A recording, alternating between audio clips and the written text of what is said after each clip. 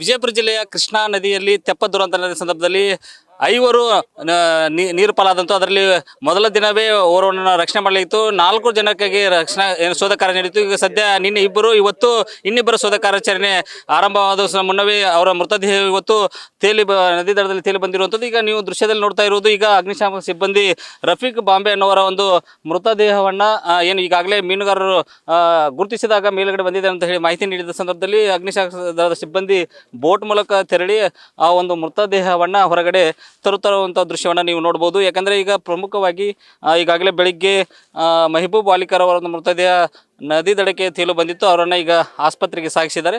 ಈಗ ರಫೀಕ್ ಬಾಂಬೆ ಅವರ ಮೃತದೇಹ ಈಗ ಅಗ್ನಿಶಾಮಕ ದಳ ಸಿಬ್ಬಂದಿ ತೆಗೆದುಕೊಂಡು ಬರ್ತಾ ಇದ್ದಾರೆ.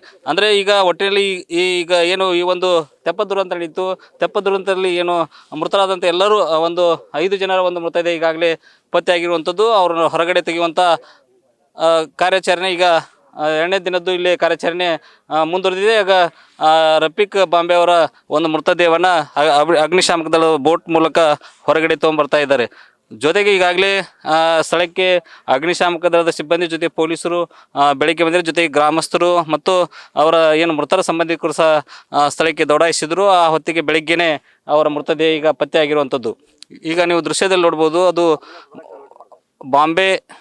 ರಫೀಕ್ ಬಾಂಬೆ ಅವರ ಮೃತದೇಹವನ್ನು ಹೊರಗಡೆ ತೊಗೊಂಬರ್ತಾ ಇದ್ದಾರೆ. ಒಟ್ಟಿನಲ್ಲಿ ಈಗ ಈ ಒಂದು ಏನು ಶೋಧ ಕಾರ್ಯಾಚರಣೆ ಕೊನೆಗೊಳ್ಳುವಂಥ ಈಗ ಎಲ್ಲ ಸಾಧ್ಯತೆ. ಯಾಕಂದರೆ ಈಗಾಗಲೇ ಮೃತದೇಹ ಸಿಕ್ಕಿರುವುದರಿಂದ ಇದು 2ನೇ ದಿನದ ಕಾರ್ಯಾಚರಣೆ ಬೆಳಗ್ಗೆನೇ ಒಂದು ರೀತಿಯಲ್ಲಿ ಮುಕ್ತಾಯವಾಗಿರುವಂಥದ್ದು. ಪ್ರಮುಖವಾಗಿ 4 ಈ ಒಂದು ದುರಂತದಲ್ಲಿ ಮೃತರಾಗಿದ್ದರೆ ಈಗಾಗಲೇ ಈ ಕ್ಷೇತ್ರದ ಅಂದರೆ ಬಸವನ ಬಾಗೇವಾಡಿ ಕ್ಷೇತ್ರದ ಶಾಸಕರು ಮತ್ತು ಸಚಿವರಾಗಿರ್ತಕ್ಕಂಥ ಶಿವಾನಂದ ಪಾಟೀಲ್ ನಿನ್ನೆ ಅವರ ಮೃತರ ಕುಟುಂಬಕ್ಕೆ ಭೇಟಿ ನೀಡಿ ಸಾಂತ್ವನ ಹೇಳಿ ವೈಯಕ್ತಿಕವಾಗಿ 3 ಲಕ್ಷ ರೂಪಾಯಿ ಪರಿಹಾರವನ್ನು ಕೂಡ ವಿತರಣೆ ಮಾಡಿದ್ದಾರೆ. ಹೀಗಾಗಿ ಈಗ ಸದ್ಯ ಜಿಲ್ಲಾಡಳಿತ ಮತ್ತು ಪೊಲೀಸ್ ಇಲಾಖೆ, ಅಗ್ನಿಶಾಮಕ ದಳದ ಸಿಬ್ಬಂದಿ ಕಳೆದ 2 ದಿನಗಳಿಂದ ನಿರಂತರವಾದಂಥ ಒಂದು ಕಾರ್ಯಾಚರಣೆ ಮೂಲಕ ಈಗ 4 ಮೃತದೇಹವನ್ನು ಪತ್ತೆ ಹಚ್ಚಿ ಹೊರಗಡೆ ತರುವಂಥ ಯಶಸ್ವಿ ಕಾರ್ಯಾಚರಣೆ ಮಾಡಿದ್ದಾರೆ.